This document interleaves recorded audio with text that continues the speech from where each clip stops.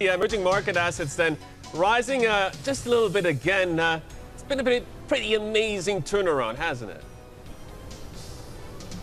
Yeah, and in fact, if you look at the Kospi itself, it's a really good example of that. Just yesterday, it closed, I think, down about 1/5%. At one point, it was down 1.6%. So a pretty dramatic recovery there. Now, there's a good reason that this happens, and that's because it's fairly difficult for investors to really price and model the risk of a nuclear escalation, to be frank. I made a joke on Twitter a couple weeks ago that I would buy the dip on the risk of nuclear war because if it doesn't happen, my portfolio will be on fire. And if it does, my portfolio will also be on fire. Now you're seeing people like Mark Mobius say similar things using slightly less jocular language. Basically, this is a risk that as long as there's no escalation, as long as you don't see an unexpected reaction from the likes of China or, say, the US, it's something that investors increasingly can live with and are having to live with, much like the South Korean population, I should say.